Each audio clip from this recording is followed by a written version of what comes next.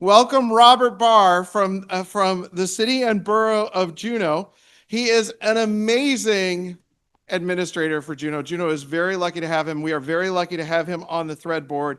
And to lead our final panel of the afternoon is Robert Barr and his merry men and women, Mark Burgess, Heather Hicks, Tess, Olympia, Grace, Reef, and Deb Trowbridge. Will you please report to the front of the room?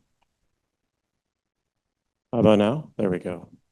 Well, it's great to see you all. It's a pleasure to be here. This has been a phenomenal conference. Thank you so much to the Thread staff for all the planning and work that went into pulling this off. I've been incredibly impressed with the panels that we've had today, and I'm excited to wrap up this conference with our last panel of the day. So good afternoon. My name is Robert Barr. We're going to turn now to sector approaches to childcare. As Jonathan very, very nicely stated, I am from Juneau. I'm the deputy city manager there. I'm also on the Thread board. And in Juneau, we've been doing childcare work at the local municipal level for some time now, and have been excited to be engaged in statewide work and continue to kind of grow and develop and learn from all of you and from all of your communities. I think, when I think about the work that our local elected officials do, so many of the topics that we talk about are those sort of 4951 really hard and tractable problems around public policy, or they're kind of those like not in my backyard land development problems that are kind of really hard to deal with. And childcare is a topic that is not one of those things, right? A panel this morning, I think it was Representative Colomb, that talked about the generational divide and the work that she and others have done in having conversations around education.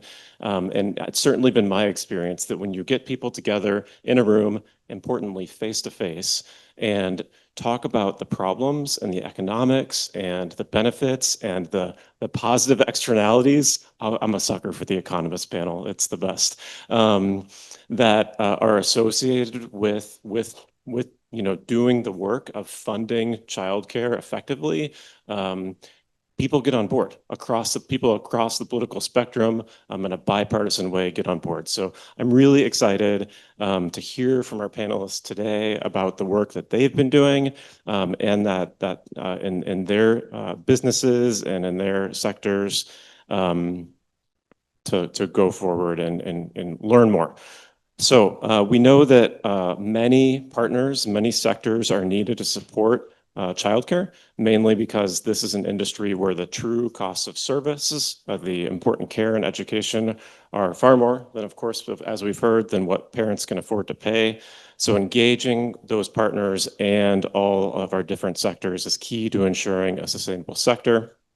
So it is my pleasure to introduce our panel of sector leaders today who are taking action to build childcare solutions and drive change.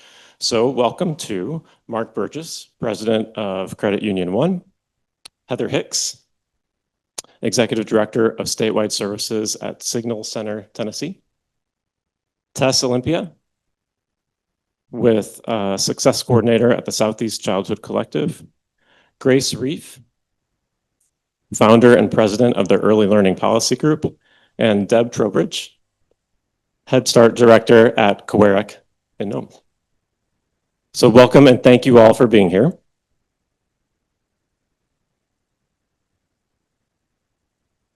So we'll start with each of you sharing a little bit about your work and targeted sector solutions, and then we'll, as with the previous panels, have some discussion and Q&A. So Heather, we'll start with you.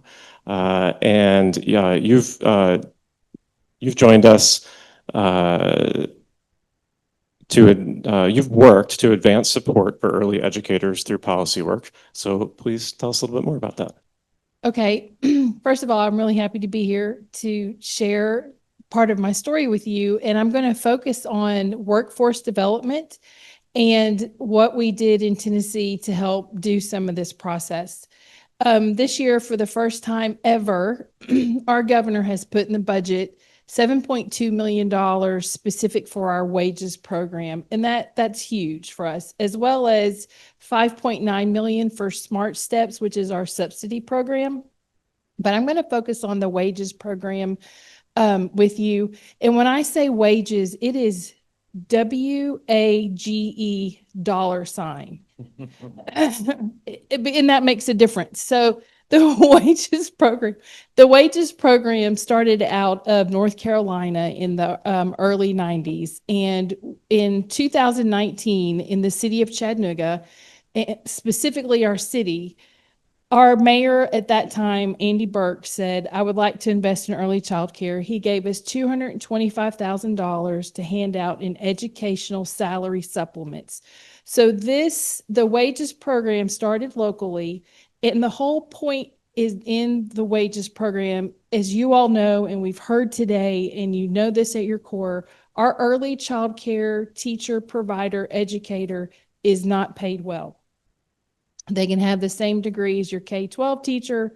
They're not making the same amount of money. So the wages program is to honor that education level and make sure that they are honored for that, keep them in the classroom. So to reduce their turnover rate, to keep our retention rate higher, as well as we know through research that when our child care providers have early education, then the skill level that they're giving through that 0 to 5 is increased for children, so they're kindergarten ready.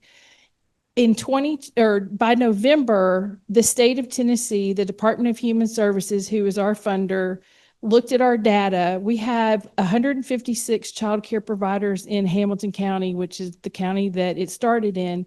That sounds like a lot, but we still have deserts within that county. And saw what we were doing and decided to fund the program.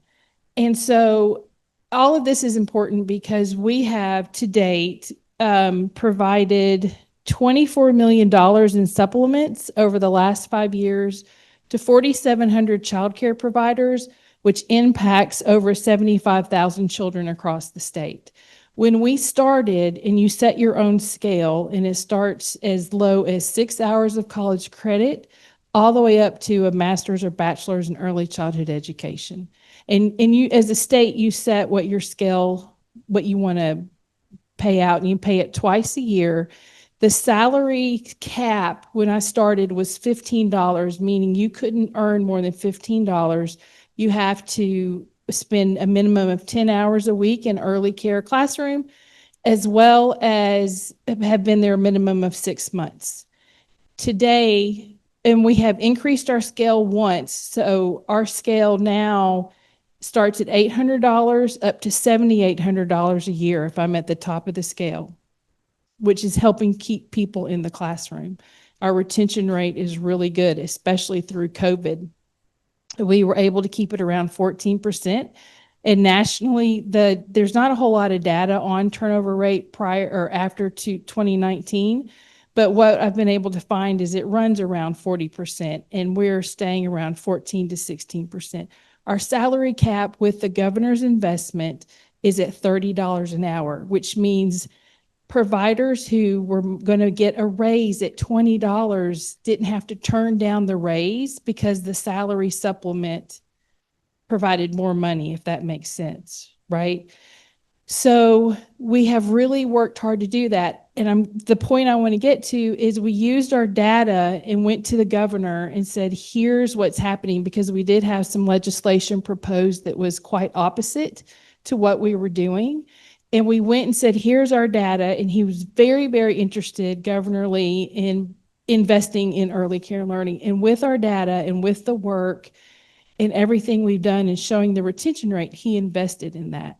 And it's really helped us. Our directors are able to use it as a benefit. So if I'm hiring you to come into childcare, I can say you can qualify for this. Being our providers to be able to, be able to pay and keep people in. The second one I want to tell you about really quickly was with TANF funds.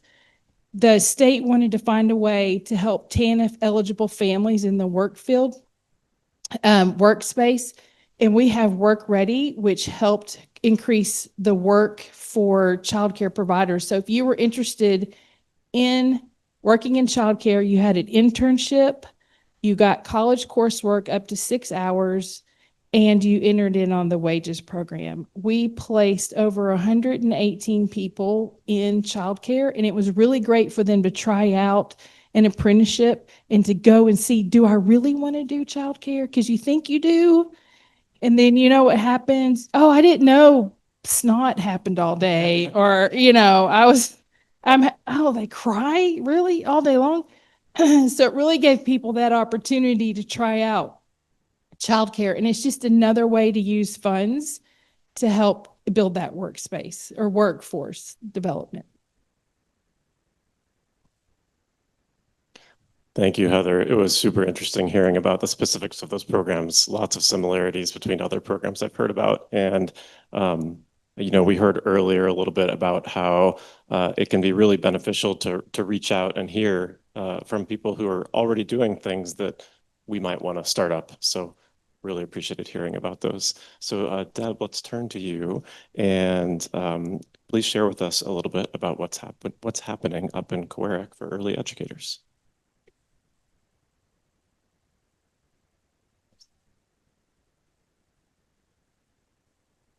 Okay, there we go.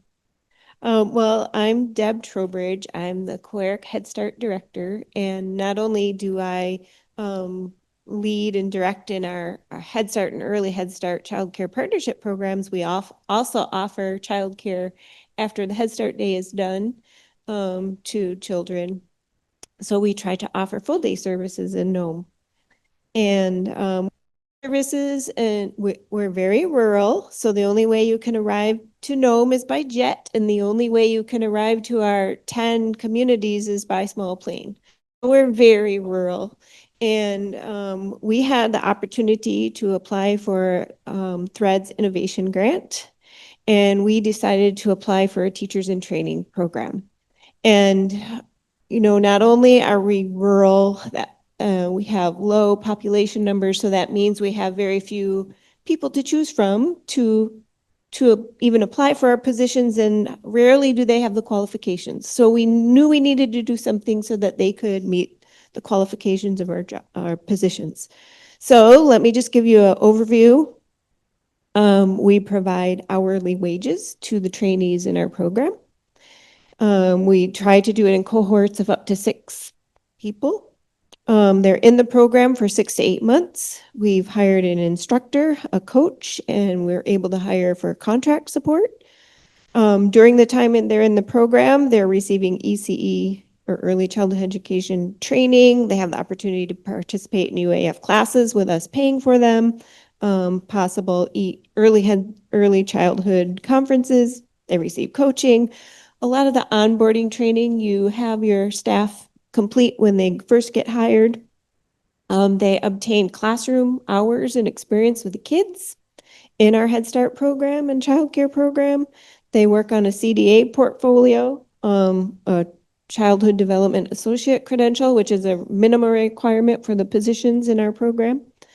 A couple of other perks, if someone from a village community is interested in participating, we'll fly them into Nome. We'll house them in Nome for the duration of the 6 to 8 months. We provide food stipends. If they want to participate from their community, we make that possible.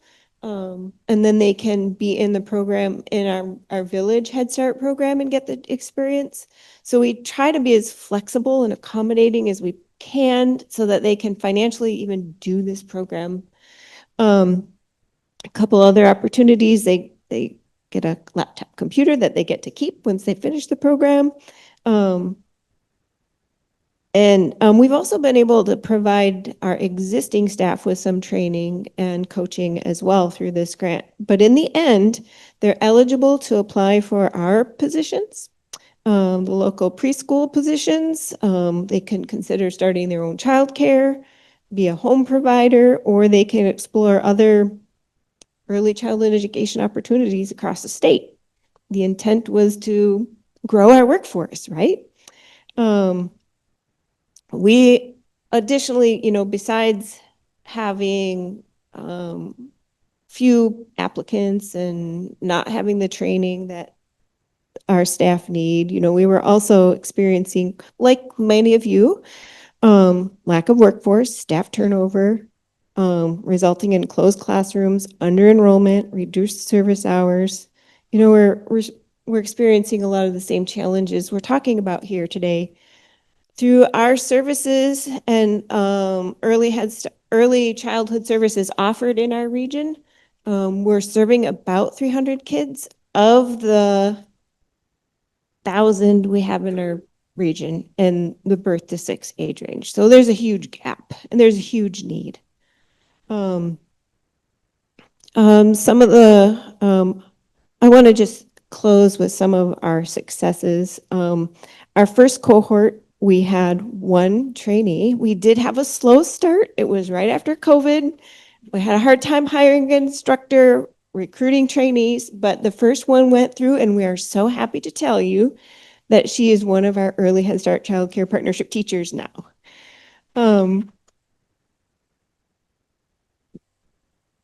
We have a second cohort. They're doing the final stages of having their CDA observation done, their testing done. They'll be done very soon.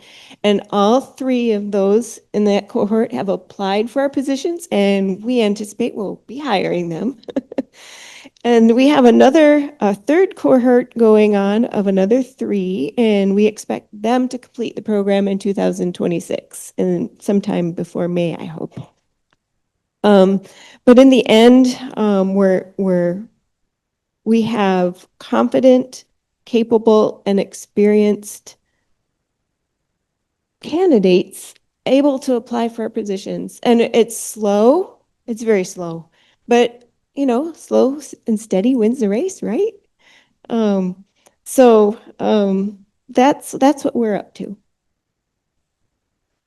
Thank you, Deb. As you were speaking, the thought that was recurring through my mind was kind of thinking about your programs and comparing them to my experiences in Juneau. I was just impressed with the scope of supports that you offer to the people that are participating in your program. It's truly impressive.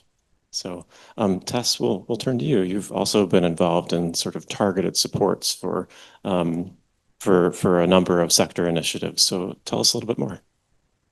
Hello. Great. Thank you for having me. I'm really excited to be here today to tell you all about how apprenticeships are the answer to all of your problems. We started our apprenticeship program in Juneau in 2024, and our apprenticeship program is specific to childcare, and it is for people who have already earned a high school degree or a GED. And so this is people coming into the field or people that have already been in the field that are now taking an apprenticeship to earn an occupational endorsement certificate from UAA. We are in our second cohort, and we've expanded outside of Juneau, and we now have, we're working with childcare centers in Sitka and Yakutat as well. We designed the program as a solution to the staffing barriers and hardships that have been in childcare for so long. And without childcare, without a childcare workforce, there is no childcare. Centers can't operate at full capacity, and parents don't have a place for their child. And as we've talked a lot about today, there is high turnover in childcare, and part of that is due to wages, and part of that is due to a lack of training. And because childcare isn't easy, there's a lot that's going on. People are quickly overwhelmed and stressed, especially if they don't have that background in child development. But once they do, then there's higher retention rates. And that's true of childcare apprenticeships across the nation. And we saw that in our own. Our first cohort graduated last May, and all of them are still in childcare. Let's see. So the way we do this is we've been working on a model that we have found to be very successful, And there's a lot of different parts to it. So the first part being that we are reducing barriers as much as possible to make education possible for people who are working 40 hours a week with small children to also take classes. So first of all, we have a dedicated staff person, which is me.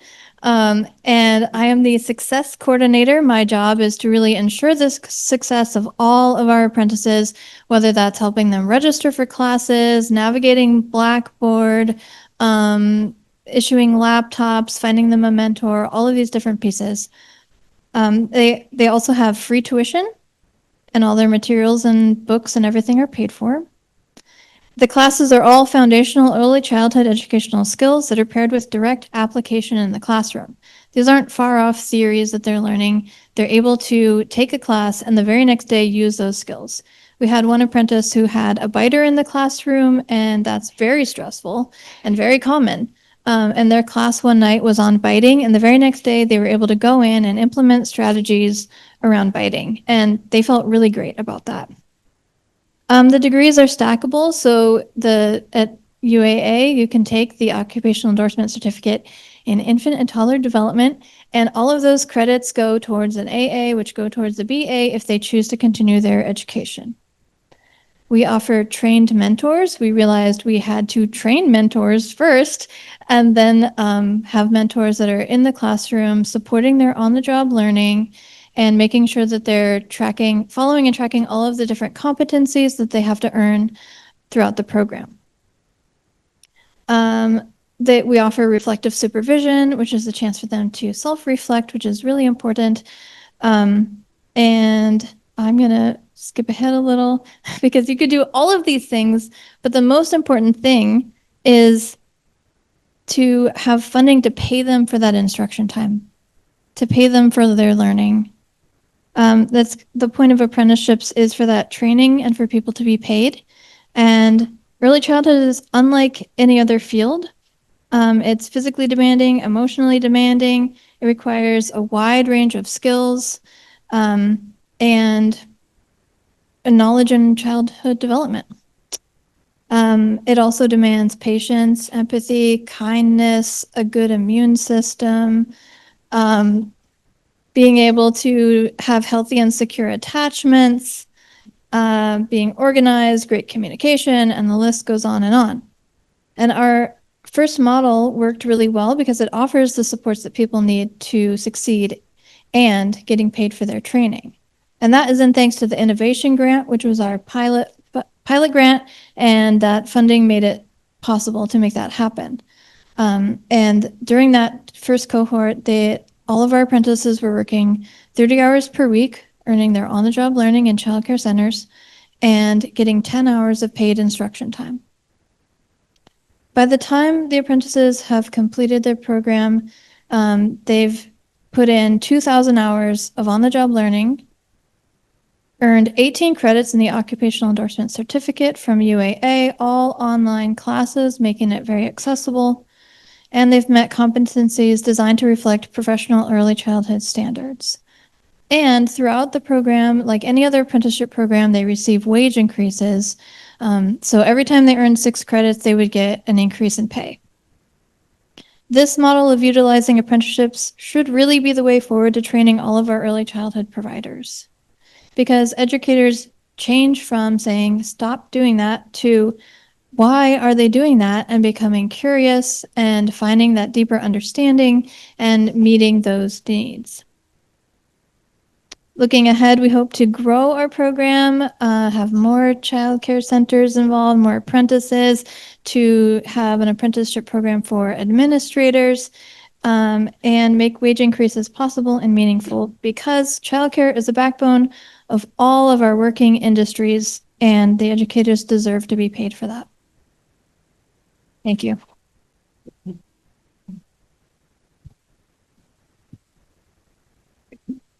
Thank you, Tess. That was great to hear.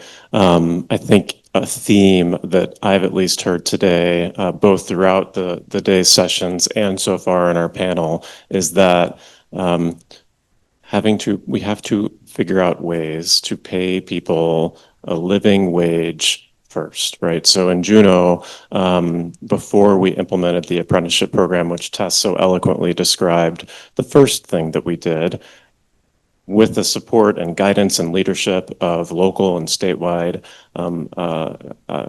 guides, I would call them, both Thread and our local folks at what used to be called the Association for Education of Young Children, and other kind of local leaders, is we figured out how to first inject direct subsidies into the sector to increase pay and wages.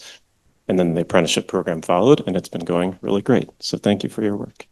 So we'll turn to Grace next. So Grace, you've been part of several sector initiatives. Please tell us a little bit about them, and if you just make it red. Okay, does that work? Cool. Robert, nice to meet you. So I know this has been a long day, but I feel like I learned so much today, and I met like so many interesting people. It was just incredible.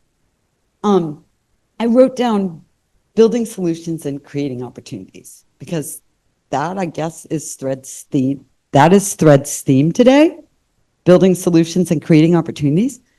So that's what I do. I work across states to build solutions and to create opportunities.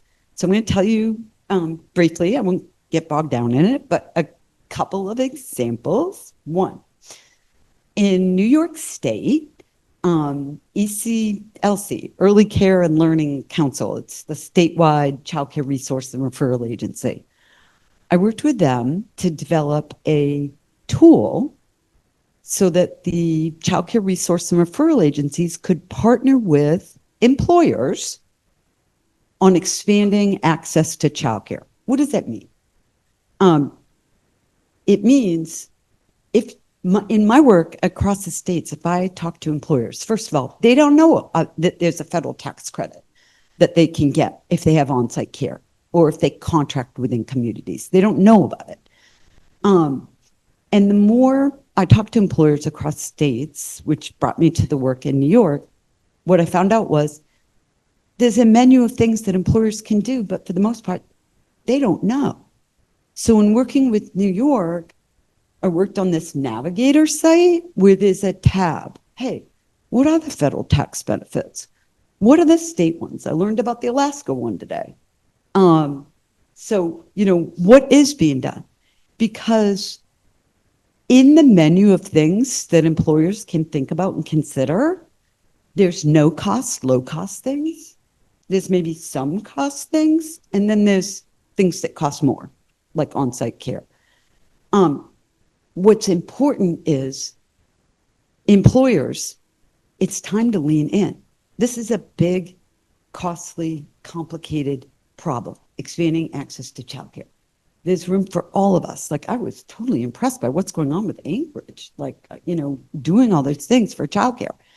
So employers, to best have those conversations, what is it that you need to know? Start with a survey. So this microsite in the Navigator tool for employers includes a draft survey. Any company can download it and make it their own and add questions. But the point is, when you have discussions with leadership or HR, you can start with, what are the responses to the survey? What do my employees need? What do they currently choose? What are their challenges? So that is the Navigator site. It helps employers understand the menu of options, how to learn more about each, whether it's federal tax benefits, state tax benefits, simple things like DCAPs, dependent care assistance plans, or free things like, hey, do you have an onboarding packet for the new people when you bring them on board? Slip in something about Thread, slip in something about what are the 5 questions that you may want to ask when you're looking for childcare. Put in practical things, pragmatic things. That's things about the state subsidy program. Somebody was talking about that earlier. So the Navigator site, it's a tool to support partnerships with employees so they can find real ways to expand access to childcare. I've worked on those, not only in New York, but in South Dakota, in Utah, in Virginia, in Arkansas. So it is an area across the employer sector where more information is needed and help in understanding what other ways I can lean in. What can I do? So I wanted to, is it Rachel? Okay. When you were talking, I just thought it was really interesting. I thought I would use this as an example. I have a contract right now with a tribe in Arizona, and I'm working with them because they have childcare money. They have a Head Start, early Head Start. But they have a lot of challenges. You know, their supply doesn't meet their need. They've got workforce issues like everything that everybody was talking about. So I heard you say partner with the tribes, open the door. So it's just funny because in this project, in this tribe that I'm working with to actually do some cost modeling to maximize their dollars to serve more kids with the different resources that they have, I reached out to Nicole. I said, Nicole, I've got this contract with a tribe in Arizona and they need to create some home-based care. And I saw LISC Phoenix is working with home-based providers to become licensed or certified, meet the standards. They become small business owners, right? That's what they are, entrepreneurs, providing home-based services for cash or subsidy. Tell me more about your project. And so we started a discussion. And maybe in my Arizona project, I'll be working with Nicole or the LISC Phoenix people. But it starts with don't recreate the wheel. I forget who said it. You know, Andrea Day from Kentucky. That they didn't know, but they reached out, right? I've worked on that. I've worked on the childcare subsidy issue. It's a recruitment and workforce tool. Why? Because if you want someone to work in your childcare center, you probably, even with a stipend or a boost up, they're going to get $1,500 or $2,000 more, maybe. But why wouldn't they take the job at Target? They won't take the job at Target if they're going to get free childcare. Right? It becomes a benefit, a workforce benefit. So I have worked across states on that. I worked in South Dakota. That legislation, the legislature passed it, but the governor vetoed it and they couldn't override it. But South Dakota is a very conservative state. They were able to pass it as a workforce benefit. So what I'm saying is reach out. Don't recreate the wheel. Listen to what's working or how you could modify it and try it. Last thing, substitute pools. I think somebody talked about staffing gaps. I am working across states on childcare substitute pools. If anybody wants to talk about it afterwards, I'm glad to do that. But in my projects, I've got an app. It's more like a dating service. Jobs get posted by centers and qualified subs in the pool get matched to the job openings. And it's kind of like Uber. Somebody qualified shows up, right? So if that's something you want to learn more about, don't recreate the wheel, reach out to me. But it's an innovative workforce solution when needed to deal with staffing issues, and it's being done across states. So I'm working in 5 states on it, but glad to talk more. Thank you, Grace. You heard it here, Tinder for substitutes. Grace has got it for you. Glad to talk more. Okay, and last but not least, Mark, Credit Union One has been just a super impressive example of a business investing and engaging directly in the childcare space. I think we're starting with a video, so we have a video to share with you about the start of Credit Union One's childcare journey. And so let's watch that, and then we'll continue.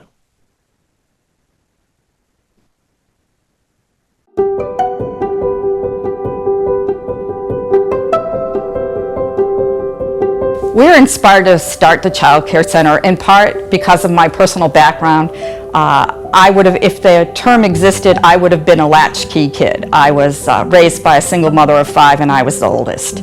And I know how hard it was for my mom to deal with child care.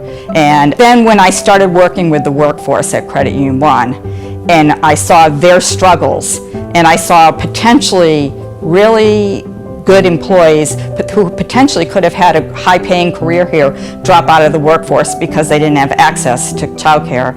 I thought, well, as the credit union grows and we get larger and more sophisticated, we need to figure out a way to solve this problem and make it better for them.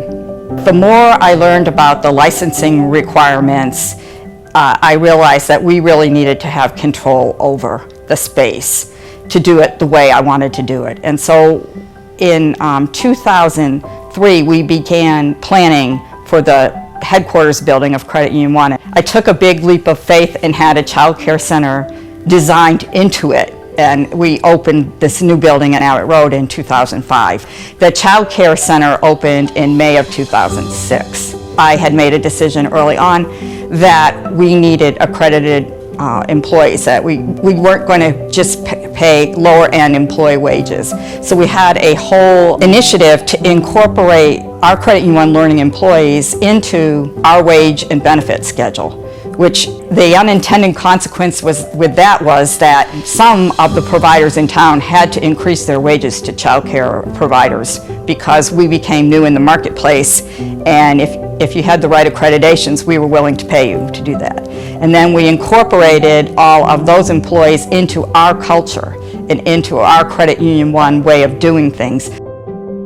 What you hear when you open a child care center like this is, well, what about all your other employees? Because Credit Union One has employees from Nome to Ketchikan and every place in between. So it's like, well, is it really fair that the Credit Union One employees in Anchorage have access to this wonderful child care center, but your other employees don't?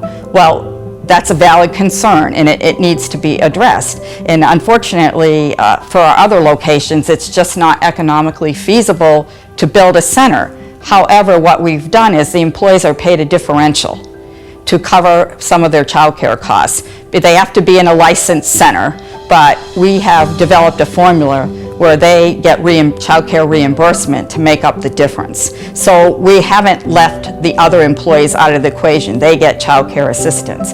And I can recall several instances where we were in negotiations with a potential employee who had other offers, where it didn't come down to wage.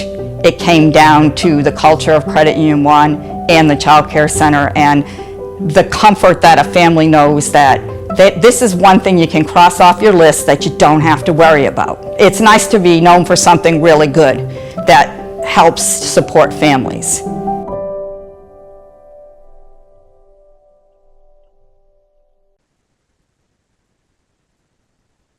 Mark, can you talk with us a little bit about what you offer your employees and how that impacts your business? Yeah, well, you saw from the video that Leslie really started this. So Leslie was our CEO for 30 years. And I feel really lucky to be able to be here based on the work that she did and others did. As I thought about being here in front of you, I thought, man, am I really the right person to be here on the stage? Maybe I should have Leslie do it. And that's why there's a video, because if any of you have ever met Leslie, you know that this is something that she's really passionate about, and not just this, but people. People have been so important to Credit Union One forever.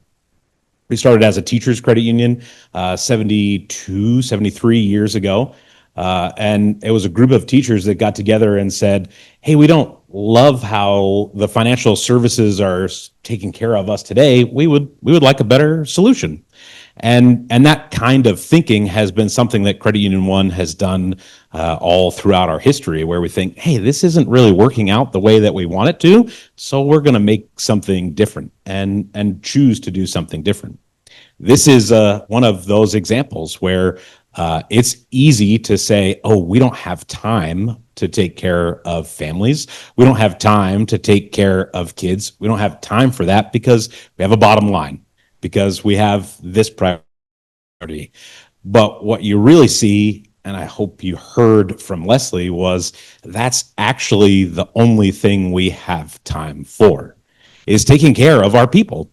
And we take care of our people just like you do, through health care benefits, through paid time off, all of those things. And we look at childcare as another benefit that we deliver to our employees.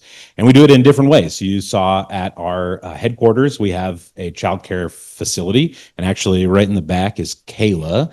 Kayla is hiding because she does not love attention, but she was employee number 1 or employee number 2 in our childcare center and has been with us the entire time. So if you're doing the math, that's almost 20 years. In May, it will be 20 years. So that means that Kayla's now 25. But Kayla has moved from being one of our teachers and in the classroom to now being the manager of our facility. We do that through a partnership with Providence, and Leslie realized early on that while this is a really cool and great benefit to our employees, there's a lot of nuance to running a childcare facility. And we're pretty good at checking accounts and credit cards and those types of things, like rules around how to make sure that, that certain things are certain heights and not certain, like that's not for us. So we need someone to help us out. So we worked with Providence, and we've worked with them for 20 years to be able to continue to do this. All of the employees, aside from Kayla, are Credit Union 1 employees.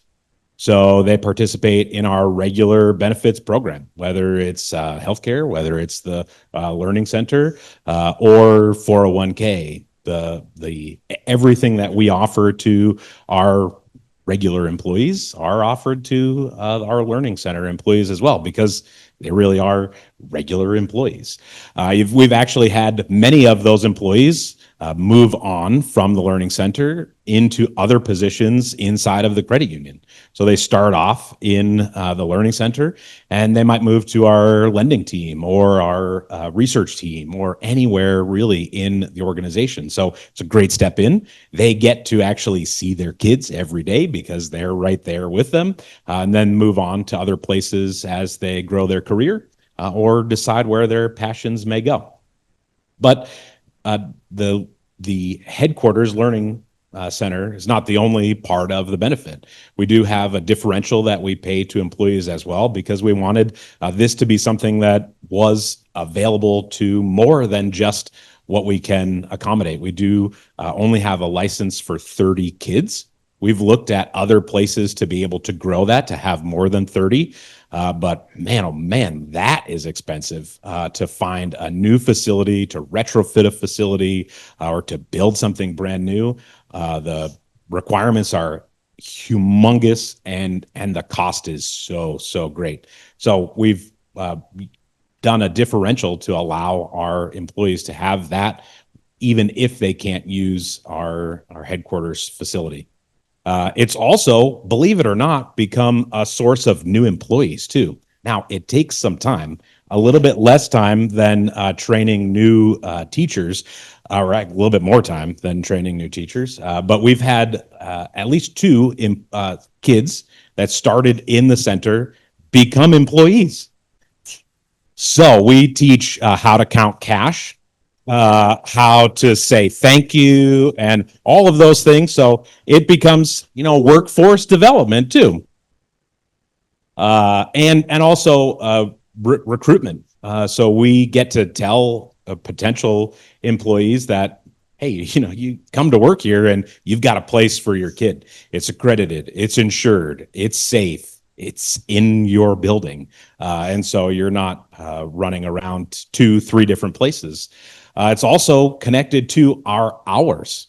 So we run the facility, and so we get to decide when the hours are. We had a large-scale system conversion a couple of years ago, and we said, man, it'd be really nice if we're doing this thing on a weekend if the childcare center was open too. And so we did it.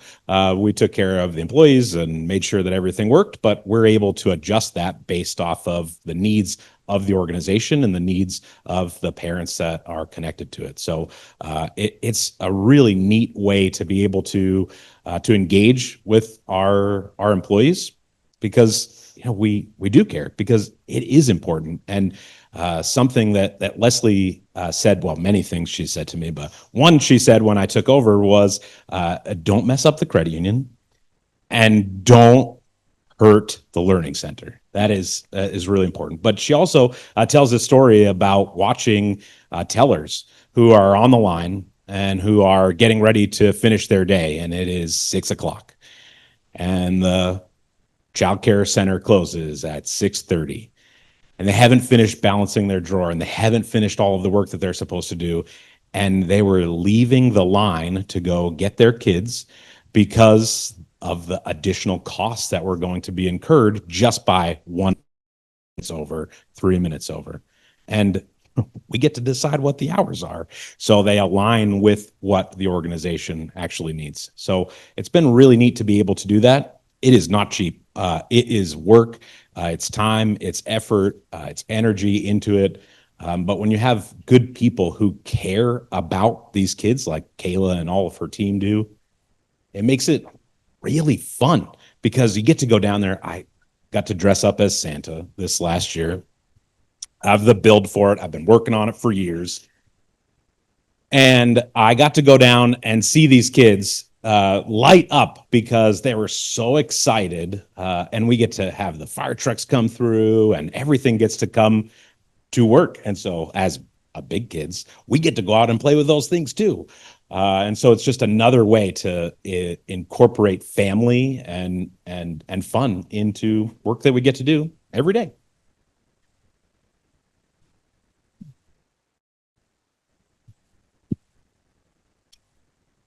Yeah, Grace, what's going through your mind?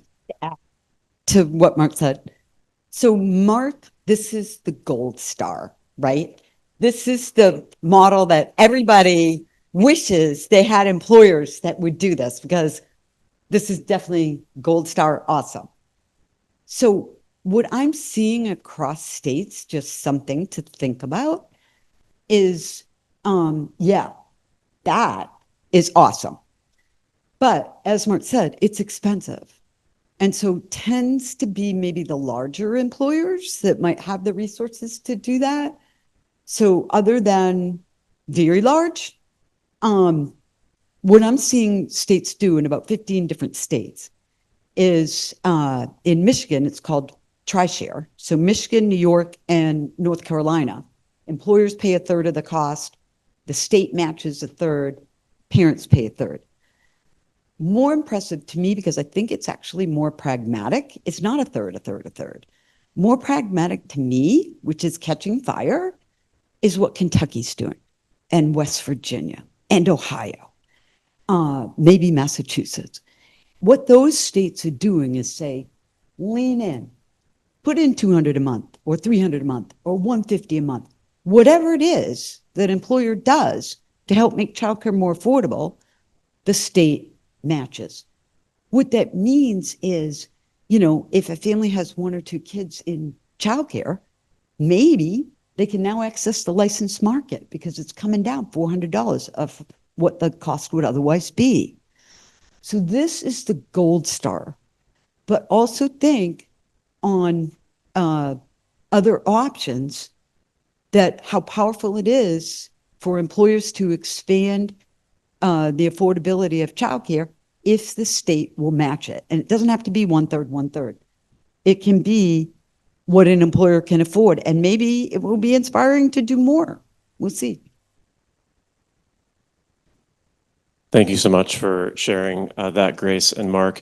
You know, one of the things, as you were talking about, one of the programs that you offer to your employees who are not local in Anchorage that support, you know, for participating in local childcare reminded me something of that our local assembly did. So this is possible in the public sector. A couple of years ago was, is everyone familiar with dependent care flexible spending accounts? Yes. Does that ring a bell? Yeah. So that's a provision in the tax code, right, where employers can offer the opportunity for employees to contribute to dependent care spending accounts. They contribute pre-tax dollars, so they don't spend taxes on that money, and then they can spend it on childcare, among other things, but primarily childcare. It doesn't have to be an employee contribution. The employer can contribute money to that. So that's something that we do locally to the tune of $5,000 a year, which isn't a ton of money, but it helps. So something that is a solution that is maybe attainable. And of course, you know, when you do that, your employees will often see that as worth more than $5,000 or however much you put into it, because they're not having to pay taxes on those dollars. So another good easy solution, I think. So we'll move into some questions. This first one is for Heather, Tess, and/or Deb. So we know that recruitment and retention of the early childhood sector is still a big challenge, largely because we don't pay early educators enough. What do you see as needed next for the early childhood workforce?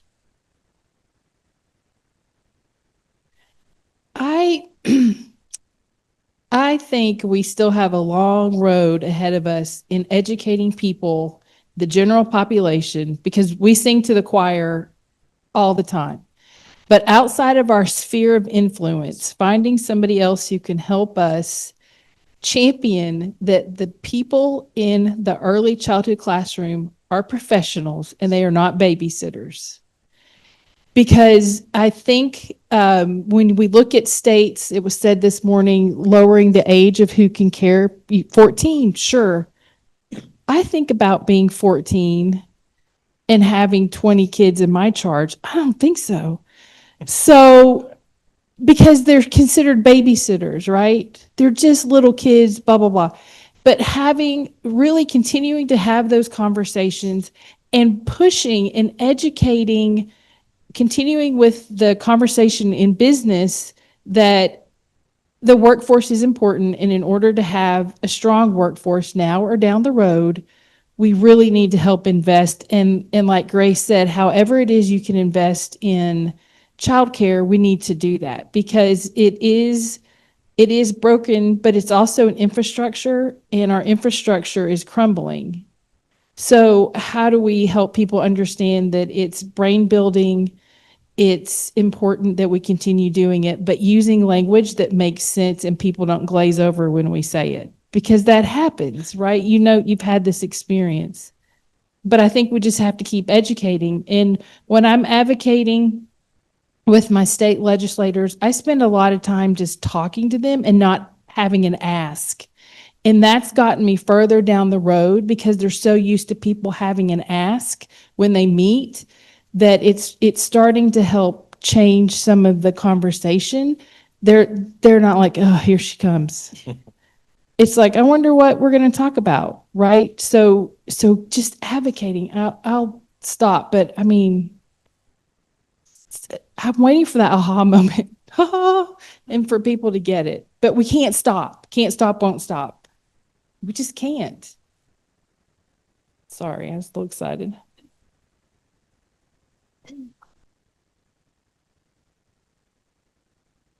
I was going to say apprenticeships. But there are programs in some states that are offering not just pay for their work, but also stipends for housing, transportation, even clothing, all kinds of things. So I think that there is a lot of wiggle room with apprenticeships to supporting people in early childhood. And some apprenticeship models are moving people up and into, you know, the K-12 system, which is great if that's what they want to do, but we need people to stay in childcare. So how do we keep people in early childhood and get them to earn that bachelor's degree in early childhood and stay here? And I have just a few things to add. We've heard it over and over again today.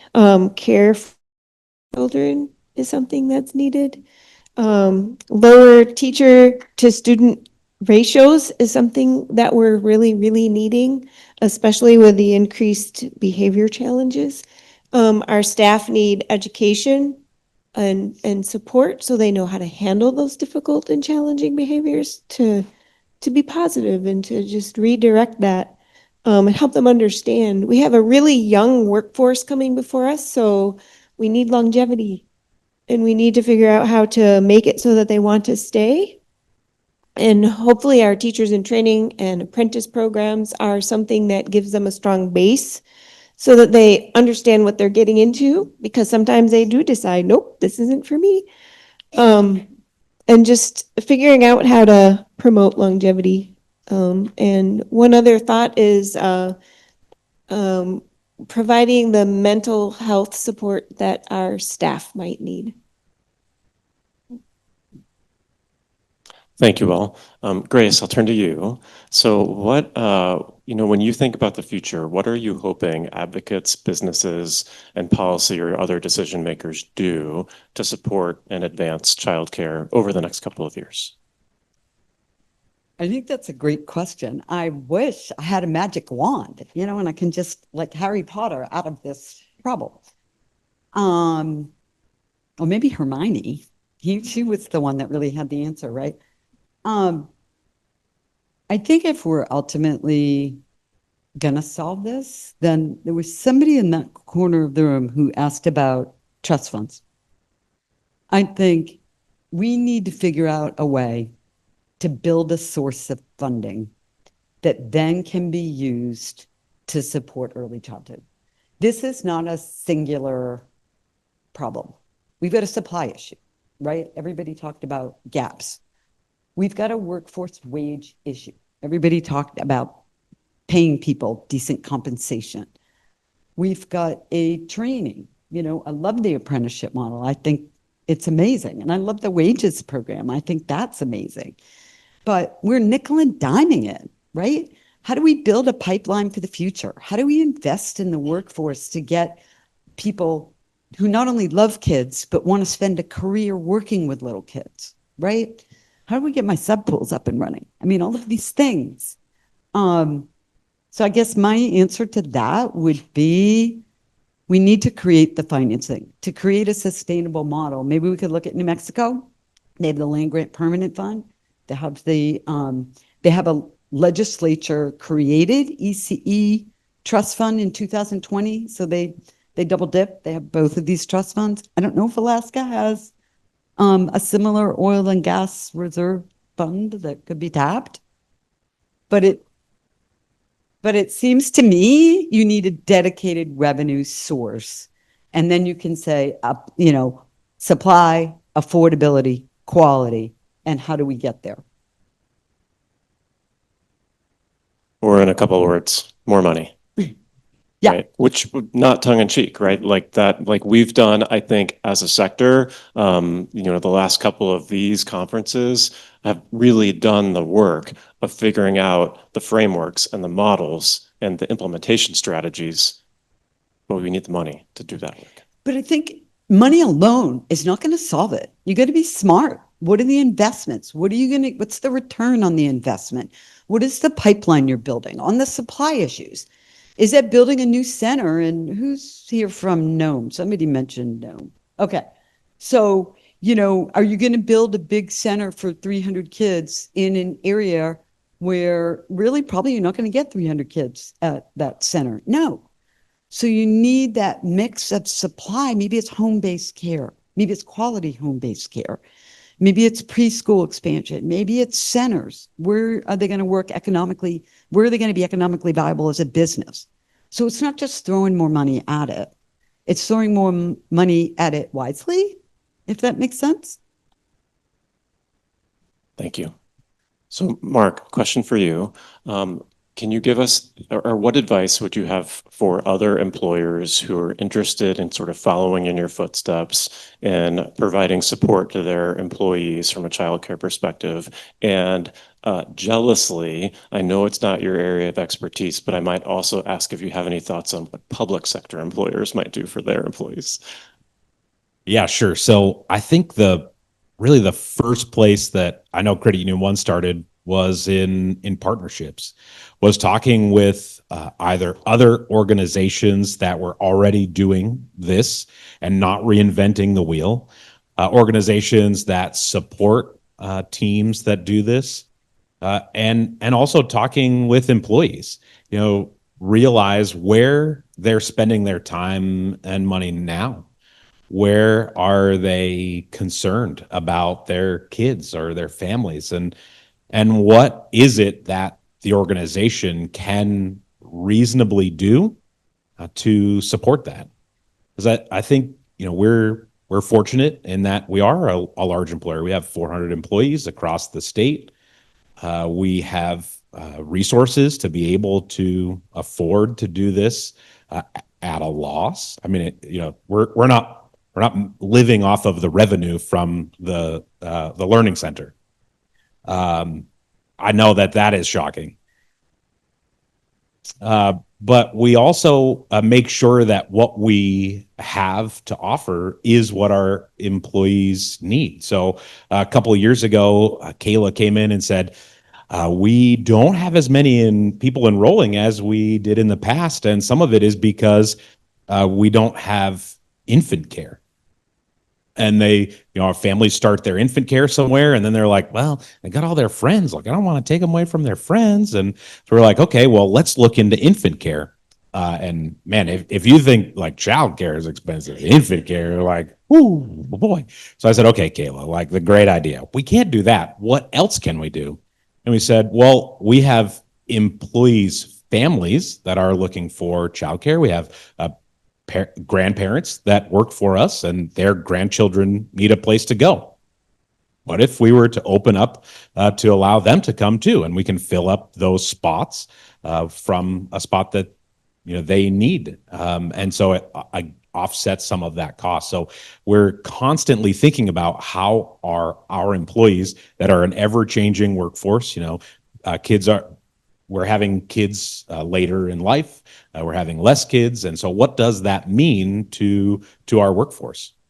I think that partnership is really the first part. The responsibly do part, though, I think is really important also, because it can't be a flash in the pan where you're like, okay, we're going to give everybody $1,000 for childcare. And then next year be like, ooh, we don't have that $1,000 anymore, so we can't do it. So it has to be something that is sustainable, that you can do year over year, and that's going to be impactful to your families. But I say start asking questions. Ask your employees for feedback. Ask their families for feedback. Ask Thread. Ask Providence. Ask Kayla. Not me. Ask Kayla. You can ask me for advice on what is working and what's not working, and look at other options. There are shared cost models. There are co-ops that want to exist, that need organizations to be connected to. From a public funding, public sector perspective, I think just write it in a law somewhere, I think, and then it will. I think it just works, right? If a bill becomes a law, and as long as it doesn't get vetoed, we're good. I'm going to give that one a go. I like it. Another theme from today, right? Don't recreate the wheel. Seek out others that have others like those folks on the stage that have advanced the objective that you're going for. So I want to make sure we have some time for audience Q&A. So other than the fact that I am blinded by some lights, please raise your hand. We have people with mics in the room if you have a question.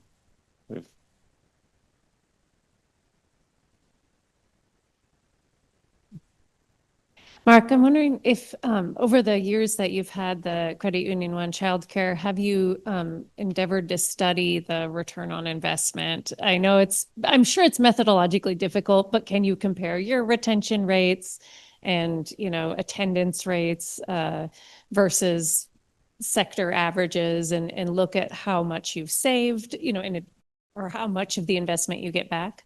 Yeah, it's a great question. We've talked about that from a number of perspectives. We haven't done a hard study ROI where I could say, we have returned this percent or saved this percent. But what I will tell you is that we have employees that we would never have had we not had the childcare option. We have retained employees and allowed them to grow in their role. So one that I think about a lot is a lady named Tiffany. She was a single mom to a boy named TJ. And she started as a teller because she needed a place for her son to be. And she was like, well, I can work here. I'm working over there. I can work here and my son can go here and I can see him. Well, she just entered into her is about to enter her 20th year at the credit union. She's now the vice president of consumer loans. And so she went from teller and grew a lot in her role. TJ was one of the ones I told you about that actually got to work for us. He worked in one of our branches and in our call center, and now he's away in Arizona at school. And when you talk to Tiffany about why she picked Credit Union One and why it was so important, she'll tell you about the childcare. She'll tell you about Kayla and being able to go down and know that TJ is safe and know that he has he's learning and he's growing and he's finding good things. But it is something that we've talked about at times, in lean times where you go, okay, we have to figure out where the money for this thing is going to come. And you look at the line items of budgets and go, this is a big line item that we are spending a lot of money on, and frankly, space inside of the building. So it's something that we have talked about. We have felt that the return on the investment from a personal perspective has been enough to sustain it, but that doesn't necessarily give someone else the confidence to start a program in that way. And so it's something that we've talked about, and I think we will work on to find what that number is. But I've been sustained by those stories of the Tiffanys and the Susans and the Catherines that are able to be single moms and have their kid in a safe place and know that they're growing and they're learning and that we're going to take care of them. So ROI, I think, is more of a heart ROI for us today, but I'm sure there's ways to come up with cool numbers, but heart has been it for us so far. Thank you for that question. I think we have one over here. Yeah, hi, Mark. I've got another one for you. So we learned today about some new tax credits for doing exactly what you're doing. And I was curious, how big a difference have those made on the affordability of running your childcare center? Yeah, so not a lot so far. So credit unions are actually not-for-profit, and we are tax exempt. We pay property taxes and we pay payroll taxes, so things like that. I know that the new tax credit around property taxes is going to be one that will be impactful. But from a federal income tax perspective, we don't pay that. So it hasn't been impactful for us yet. But we do recognize and actually got to talk with Representative Kalum about those some of those taxes when she was working on the bill, and think it's a great opportunity, and I can 100% see where organizations that will offset some of their tax burden does make a difference. For us, it was actually when we talked about it. It's actually from outfitting a new building or retrofitting a building. So we looked at a childcare facility that had been in operation in Anchorage and closed. We went to look at the building to think about purchasing the building. And we looked at the building and probably a month after they had closed. And the cost to bring that building up to code was more than the cost of the building. And I thought, well, kids were just in here. Okay. And so that was part of what we talked about from a tax incentive perspective, that the money that you put into a facility to make it able to be taken, to have kids in it, was going to be something that we were looking at. Right now, we haven't decided to go down that path yet, but it is one that we're looking at. So just to add to that, because the credit union is a nonprofit, but most employers are for-profits, right? The market for nonprofits is kind of a small component, small proportion of the sector. So if you're just a regular company, a for-profit company, the tax incentive could make a difference. Now, prior to July of 2025, that was basically it was capped at $150,000 a year. And it was a very, small credit, 25%. But the reconciliation bill that was signed into law in July made a couple of child care tax credit changes, which are pretty robust. So there might have been, some provisions in the reconciliation bill that will have collateral impact that states will have to figure out how they're going to cover. But on childcare, the credit is now $500,000 a year, up to $500,000 a year. It's 50%. It's 40% of expenses. Or if you're a small business, it's now 50% of expenses, up to $600,000 a year. That is a huge, robust change from a maximum tax credit of $150,000. So even though the credit union is nonprofit, I do think these tax credit changes could be a robust incentive. And now you've got a piggyback tax credit in Alaska. So to me, the question is, how do you get the word out? How do you really do a campaign on it? Say, hey, employers, do you know about this? Do you know about the piggyback one in Alaska? I haven't read the language yet, but believe me, when I get home, I will, because it sounded to me like it was promising, and it's going to live right on top of the federal credit. So it makes it even more robust. And every way we can help employees access affordable childcare should be looked at. Education is definitely a big piece. Okay, we have time for one last question. Do we have one more question? Anyone? If not, we can turn it back over to Mr. King for some closing remarks.